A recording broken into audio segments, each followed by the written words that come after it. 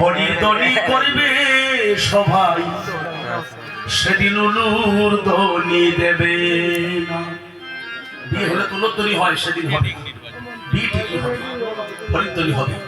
ছাদনা তলায় যাবে যেদিন তুমি বাঁশের দোলায় চড়ে,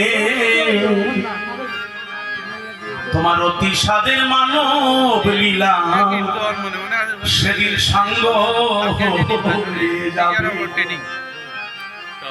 আলপনা কেউ দিবে না রে ও বন্ধুগণ, সেদিন দিবে গোবর চড়া।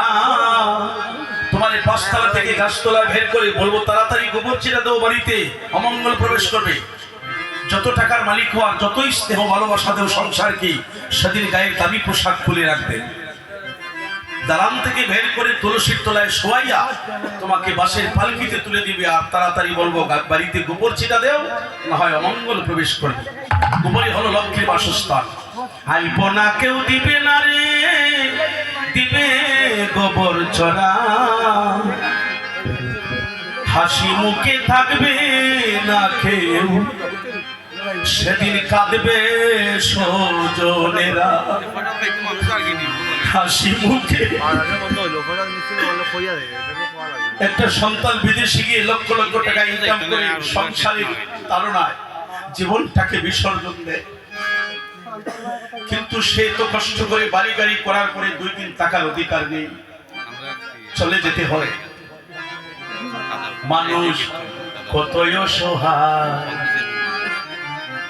সকল কিছু তৈয়া শেষে কালি হাতে যায়। আমারে 2 দিনের কারণে কেন এই ভাবে পাঠায়, মানুষ কতই অসহায়। গানটা অনেকদিন হয় গাই। আমার একজন বালাগঞ্জে একজন বৃদ্ধ বাবাজি আছে, ঘন্টার পর ঘন্টা বসে থাকতো, বাবা ওই গানটা গা, আমার যাওয়ার বেলা আসতো। সকল কিছু তৈয়া শেষে কালি হাতে যায়। মানুষ রে বেঁচে থাকার জন্য মানুষ কত কিছু করে, তবু কি চিরকাল কেহ বেঁচে থাকতে পারে? মানুষ রে বেঁচে থাকার জন্য মানুষ কত কিছু করে, তবু কি চিরকাল কেহ বেঁচে থাকতে পারে? আজকে যারা রাজা ধীরাজ কাল ভিক্ষা চায়, দেখো আজকে যারা রাজা ধীরাজ কাল ভিক্ষা চায়, মানুষ কত অসহায়। সকল কিছু তৈয়া শেষে কালি হাতে যায়। আমি কোনোদিন বুঝতাম না এই বিষয়গুলা, তোকে নিজে বুঝি। গাড়ি কিনেছি 15 লাখ টাকা দিয়া, বাড়ি করেছি, জমি করেছি, বাই লন্ডনে তাকে, কিন্তু আমার মধ্যে তো কিছু নাই। আমি তো প্রবাসী। দ্বিজদাস পণ্ডিত বলেছে, প্রভু তারাপুত্র জ্ঞাতি গুত্র দালান কোটা টাকা যত্র, আমার তো নাই কিছু মাত্র, আমি যে প্রবাসী। তুমি আনিয়াছ, আমি আসিয়াছি, আর যেতে বললেই প্রভু আমি তৈরি আছি। প্রভু আমার তৈরি থাকতে হবে। আর বলবো না, অনেক কথা ছিল, কিন্তু সময় হারিয়ে ফেলেছে। বলুন তো 3 জন মানুষ কারা, যাদের নাম উচ্চারণ না করলে অধিবাস হবে না, সূচনা করা যাবে না? এই 3 জন কারা জানা আছে আপনাদের? কথা বলুন, থাকলে বলুন হে জানি, আমি বলি, আমি শুনলাম। আর না থাকলে তো আমি বলে যাব, আপনারা বলবেন আমি বলে দিব। কি মায়েরা, এটা জানার দরকার নাই যে বাংলাদেশে এমন 3 জন ব্যক্তি আছে, যত প্রহর কীর্তন হোক তাদের নাম উচ্চারণ না করিলে অধিবাস হবে না, কীর্তন হবে। ওরা কারা? তাদের বাড়ি হচ্ছে, মনে রাখুন, আমি বলি দিই, তাদের বাড়ি হচ্ছে আমাদের বাংলাদেশ। কোথায়? মৌলভীবাজার জেলা, রাজনগর থানা, মোহনলাল গ্রাম। দেখুন তো আমরা কেমন দেশে আছি। এই জন্যই তো সাধু ভক্তরা কেঁদে কেঁদে বলে, যে দেশে গৌরাঙ্গ নাই গো,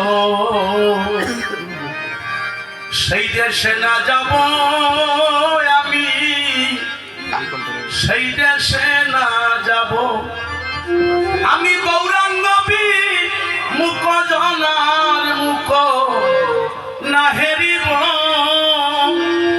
এটা কি নাসার গান? অনেকে নাচা নাচা গায়। আমি সেদিন গাজীপুরে কীর্তনে ছিলাম, ঢাকা গাজীপুরে।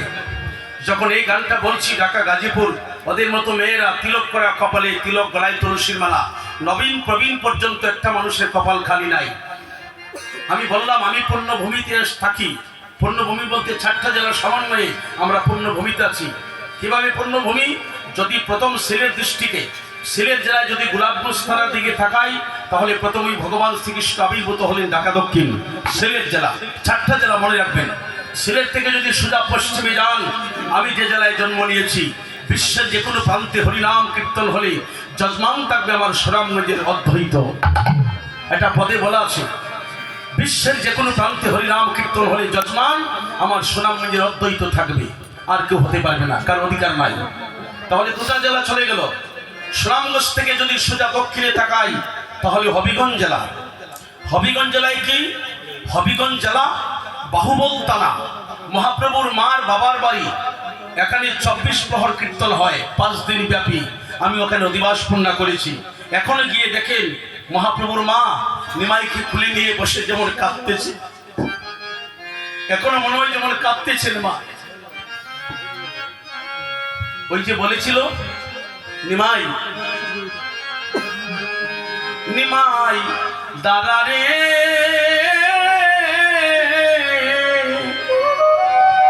ওই মাই তো বলেছিল দাদা রে, দাদা রে নিমাই,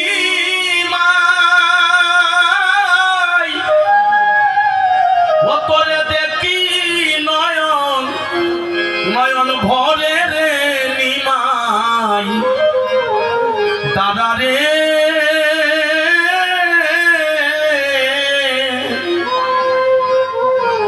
আমার ঘরের বধূ বিষ্ণুপ্রিয়া,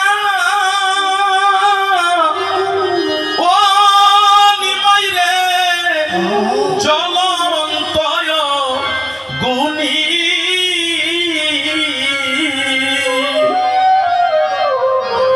কিবা দোষে ছাইরা গেলাই রে,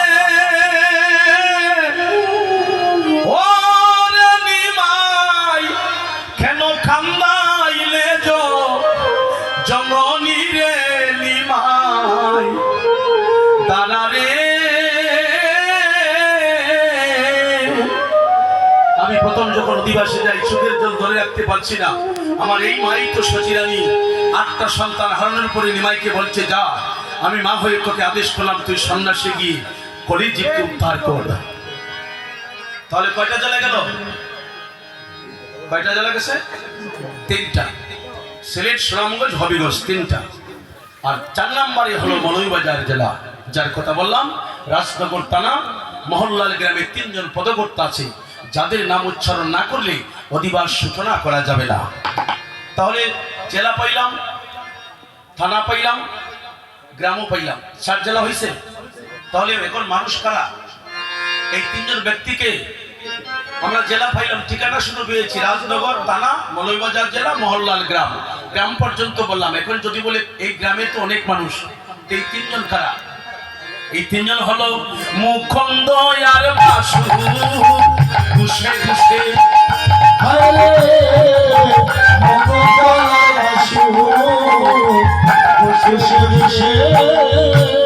ওই আমার মুখন্দ আর বাসু, ঘুষে ঘুষে রে শুভ অধিবাসে, আমার মুখন্দ আর বাসু ঘুষে ঘুষে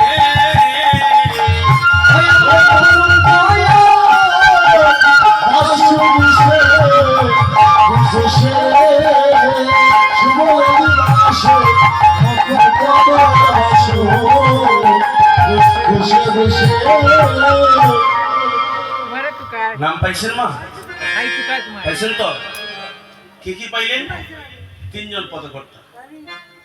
মনে রাখবেন, আমি চলে গেলেও মা মনে করবেন আমার ছেলের মতো। যদি মনে করেন, আমি এটি আপনাদের কাছে বলি, আমার আর কিছু করতে হবে না, আর কোনো আশীর্বাদও চাই না। যেমন ভগবান শ্রীকৃষ্ণ মারি বলেছিল, আমা হতে বাঁচে যদি তোমার কানাই, তুমি পুত্রভাবে স্নেহ করিও, আমি এই ভিক্ষা চাই। আমিও যদি তোমার আনন্দ দিতে পারি এই ভিক্ষা চাই, আমাকে পুত্রভাবে স্নেহ করিও, আমি এই ভিক্ষা চাই। তিনজন মানুষ কারা, নাম তো বললাম, বলেছি তো, কে কে? গান তো বুঝেন আপনারা, পদে তো বললাম, মুখন্দ, বাসুঘোষ, ঘোষে বললাম না এখন, মুখন্দ আর বাসু ঘোষে ঘোষে। কজন পাইছেন? হ্যাঁ, তিনজন পাইছেন। কজন পাইছেন? তিনজন পাইছেন। আপনারা তো গানই বুঝেন না, কষ্ট পাচ্ছেন। আপনারা ঠকাইতে চাই না, আমি ঠকি, যে ঠকে সে ভালো। আমার গুরু বলতে, বাবা ঠকিস, ঠকাইস না কাউকে, ঠকলে ভালো, বুঝছেন? আপনারা দুইজন পাইছেন, তিনজনের নাম বললেন, তিনজন পাইছেন। কারা কারা? মুকুন্দ, বাসু ঘোষে ঘোষে। ঘোষে তো কোনো মানুষ না। মুকুন্দ আর বাসু ঘোষ মাত্র দুইজনের নাম পেয়েছি, আরেকজন বাকি রয়েছে। এই যে মুকুন্দ আর বাসু ঘোষে ঘোষে, মুকুন্দ আর বাসু ঘোষ হলেন পদকর্তা, আর ঘোষের শব্দের অর্থ হলো মানুষ না। ওরা সবাই মিলিত হইয়া মহাপ্রভুর নাম তারা ঘোষণা করতেছে। এই হলো বিষয়। তো মুকুন্দ আর বাসু ঘোষ, গোবিন্দ ঘোষ, এই হলো তিনজন। এই হচ্ছে তিনজন। আমি ঠকাইতাম না আপনারা, যাই হরিবল নামটা তিনজন বললাম। আমি তো বলতে পারতাম, পেয়ে গেছিল, বলার দরকার নাই, আবার বলে দিলাম তিনজন। তখন কি করছেন? ধাদিমি ত্রিদিমি মাদল বাজত, মধুর মন্দির আর সাগরে, শঙ্খ করতাল গন্ডার বেল, শঙ্খ করতাল গন্ডার বেল, মিল হলো পদ করে তালে, তালে পদে মিলিল, তালে পদে মিলিল, আজি সময় অতি ভাষে তালে পদে মিলিল, আজি সময় তালে পদে মিলিল, মিল হলো পদ করে তাল, হায় মিল হলো পদ করে তাল, আমার কহতে গৌরাঙ্গে সুগন্ধি চন্দন, কহতে গৌরাঙ্গে সুগন্ধি চন্দন, কহতে মালতীর মান, কহতে মালতীর মান, প্রীতির কুলসরে মরম বেদল, প্রীতির কুলসরে মরম বেদল, ভাবে সহচর ফুল, ভাবে সহচর ফুল, কই কহত গরা জানকি বল্লভ, কই কহত গরা জানকি বল্লভ, সিয়া ভালো প্রিয় পাঁচ বাংলে, ভাইয়া সিয়া ভালো প্রিয় পাঁচ বাংলে, মায়া মায়া আনন্দের মনে আনন্দ হিকো জানে, আনন্দের মনে আনন্দ হিকো জানে, আরে গৌর আমার কথা ধরে তাল, আরে গৌর আমার কথা ধরে তাল, কথা ধরে মরম যাবে, কথা ধরে মরম যাবে, সময় বুঝিয়া তার ভাবে, কথা ধরে মরম জানে, সময় বুঝিয়া তার ভাবে, কথা ধরে মরম জানে। সেটা বুঝছেন? কথা ধরে মরম জানে, সময় বুঝে দাঁড়ায় ভাবে। সময় যদি বুঝে না, যেমন আজকে অধিবাস, আপনার গ্রামে কতজন মোটামুটি কতটা ফ্যামিলি আছে এই গ্রামে? কালিমপুর আর জলালপুর নাকি পাশাপাশি?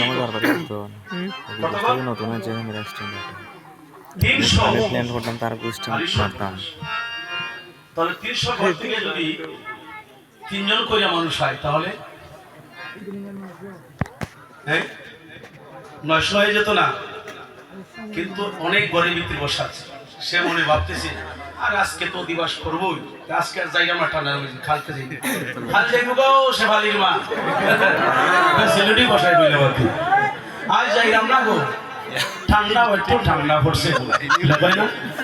কিন্তু সে জানে না যে মহাপ্রভুর অধিবাসে যে বসে মহাপ্রভুর অধিবাস করে, মহাপ্রভু বলছে যেদিন তোমার অন্তিম কাল জীবন সন্ধ্যা হবে, যেদিন তুলসীর তলে তোমার অধিবাস দিবে তোমার ছেলে মেয়ে মিলিয়া, আমার অধিবাসী যারা বসে আছো, আমি তোমার শেষের অধিবাসী জীবন সন্ধ্যাকালে আমি তোমার সামনে দাঁড়িয়ে থাকবো, তোকে বৈকুণ্ঠে নেওয়ার জন্য যে আমার চিন্তা করে আমি তার চিন্তা করি।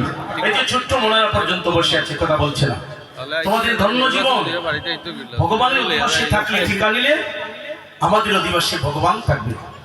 যে করে হরি চিনতে, হরি করে তার চিনতে, অন্তে জীবকে নিয়ে যায় মুখ্য দাম। তাই ভলিমল রসনা তেজে বিষয় ভাষণা, কেলে সোনার উপাসনা করো সার। ওই যে দয়াল দিন বন্ধু, পাই যদি তার কৃপা বিন্ধু, ভব সিন্ধু সেদিন হব পার। এই মাটির দেহ তো মাটি হয়ে যাবে, মাংস খাবি পোকামাকড়ে, হাড় খাবে মাটি, সবই তো আমরা বলি কাঠি, কিন্তু মাটির দেহ মাটিতেই মিশে যাবে। কিন্তু আত্মার তো মৃত্যু নাই, বলছে সেই দিন আবার তোমার এই পুনর্জন্ম দিয়ে বলবো। ওই দেখো গালিমপুর গ্রামে ভৈরব মন্দির তলিতে হরিনাম যজ্ঞ হচ্ছে, সবাই আমার অধিবাসীর টিকা নিতেছে। ওরা যারা আমার অধিবাসী ছিল আমি তাদের অধিবাসী যেতে হবে, তা না হলে আমার দয়াল নামে কলঙ্ক থাকিবে। আর তোমরা যারা আমার চিন্তা করো না, ঘরে বসে রয়েছো, তোমাদের চিন্তা আমার করার সময় নাই। হরিবল, পরিষ্কার কথা। আচ্ছা, একটা কথা বিশেষ যে কথাগুলা বলবো, প্রথমেই বলছে মিল হলো পদতলে তাল। আজকে থেকে কাল পূর্ণার আগ পর্যন্ত যারা কীর্তন করবেন প্রত্যেককে আমি বিনয় করলাম। কীর্তনী আসছে কিনা জানি না, সবাই আসছে তো, সবাই চলে আসছে তো। কালকে কীর্তনের এখন পুরা বৈশাখী, সময় দেওয়া যায় না। আর আমি তো এখন কি করবো, ওই যে দরের ক্ষেত বুঝেন, দরের ক্ষেত আমরা এলাকার দরের না, যেমন উপরে পানি আটকাল আছে আর নিচে জমি, যেমন উপরে জমিনে তো শিক্ষা দিতে হয়। এই যে পাশ দিয়া যে পাড়া দিয়া জল তুলে যায়, কি বলেন আপনারা? খুন, খুন, খুন। এটা হলো যন্ত্র মেশিন না দেয়। আগে তো এই বলদ দিয়ে আলবাইতো, এখন তো সব মেশিনে, কিন্তু বলদ দিয়ে এখনো ভাই নিজের দেহ বাইতে হয়। এর মধ্যে আছে 6টি বলদ। আচ্ছা, এটা কালকে। আচ্ছা, তাহলে এই যে খুন দিয়া পানি তুলে উপরে না, এমন বুদ্ধিমান মানুষ আছে উপরে পানিটা আগে আটক করে দেয়, পরে নিচে যত জমিন আছে এই একটু কোদাল দিয়ে খাইটা দিলেই সারা দিয়ে বাইচল গিয়া জমিতে পড়ে যাবে। এখন এই যে ছাড়লো, এটা না বান্ধা পর্যন্ত কোনো আর জল আটকিব। আমি ওই এই চালু করছি, আমার এই নাট খানো পর্যন্ত আমি দরের ক্ষেত্রে মতো হারাতে চাই। এই যে পরশুদিন সারাদিন আসলাম শ্রীমঙ্গল, কালকে আজকে সারাদিন এই যে রানীগঞ্জ আপনাদেরকে আসলে চলছে কাকি মাস। আর যারা একটু উচ্চ মার্গের কীর্তনী, আমার মতো ছোটখাটো না, যারা উচ্চ মার্গের কীর্তনী একটু ভালো জানে, যারা ভালো বিজ্ঞ, এরা বাড়ি থেকে ফোন দেবে, দাদা আমার তো কালকে একটা পরীক্ষা, আমার বাল্যলীলা আর গোষ্ঠটা দিলে অর্থাৎ দিনে দিনে যেতে হাম সেই। আর মিন্টু সরকার আছে, এটা 3 দিন লাগে খুঁটি। এইরকম কত ঝগড়াতে সমাধান করছি। বাড়ি থেকে বলব, দাদা আমার এই গোষ্ঠটার নাম, অর্থাৎ 12টার আগে ঘুমা যেত। আর 12টার পরে যে অফিসার, এটা তো আগে ঘুমানো যায় না, পরে ঘুমানো যায় না। ওইটা দাদা সিনিয়র আছে, দাদা আমার কথা কয় বুড়া বয়সে মারা হয়েছি বল সলক। তবে একটা কথা আমি জানি, কার্তিক মাস থেকে চলছে কীর্তন, এখন পর্যন্ত কোনো একদিন ভালো করে ঘুমাই নাই, কিন্তু আমরা ভালো আছি। আমার একজন বৈষ্ণব বলেছিল, বাবা যারা ভগবানের গুণকীর্তন মন দিয়ে শুনে, যারা ভগবানের অভিসার কীর্তন যারা শ্রবণ করে, যদি ঠিক মতে শ্রবণ করতে পারে, তার জীবনে আর কিছুর প্রয়োজন হবে না। যে অভিসারের দ্বারা রাধারানী গোবিন্দকে বন্দী করেছিল, এগুলা মহামন্ত্র। তো ঠিক মতে করে যাস, মানুষকে ফাঁকি দিস না, দেখবে তুই ভালো থাকবে। আমরা তো ভালো আছি, আমার সাথে থেকে বাচ্চা কাচ্চা নিয়ে জানা নিয়ে সবটি তো প্রতিদিন উজাগরি করছে, ভালোই তো আছি। বিশ্বাস, বিশ্বাস বিনে বিশ্ববাদী ঈশ্বরের সাধনা হয় না। ওই দিন আরেক জায়গায় 2জন মহিলা কীর্তনী আর আমি অভিসার সুবল মেনন গাইতাম গেছি। এখন যেটা অধিবাস দিছে, এটা রাত 3টার সময় আমার এমন বেদনায় করছে, অভিসার গাইতে হইব, তাইলে পরের দিন ফুন্না দিতে হইব। তখন অভিসার আমি গাইলাম, মনে ফুন্না দিত না নি, তখন দেখা যায় রাত 3টার সময় করে নাই, যে ঘরে জায়গা দিচ্ছেন না, কীর্তনী তো গেছে গেল। আমি তখন কি করা, ব্যক্তিটা কোনো ফুন্না হইব, ব্রাহ্মণ দিয়া পূজা হয়, ব্রাহ্মণই দিয়া কোনো হইব। কর্তার বউ জানলে আমার বউ থইলাম, বাবন দিয়া হইব, ব্রাহ্মণই দিয়া হইতো না। এখন কীর্তনের ফুন্নার অধিবাস কোনো মেয়ে দিয়ে হইব। কীর্তন অধিবাস যারা করে তারাও কীর্তনের পুরোহিত তারে বলা হয়। যেমন আমি মন্ত্র বলতেছি, এই যজ্ঞের পুরোহিত। আমি অত এই যোগ্যতা অর্জন করি নাই, তবে আপনারা দিয়েছেন এই ব্যক্তি। এখন তো ব্রাহ্মণ গেছে, কারণ ফুন্না দিত কাটায়, স্বামী দিলাম। তো এসে কইলাম আর কি, যে কীর্তন শিখবার আগে সালাকি বুদ্ধি খেলায়, কিভাবে মানুষের ঠকানি যায়। হরিবল হরিবল হরিবল। জয় রাধে। এখন মিল হলো পদতলে তাল।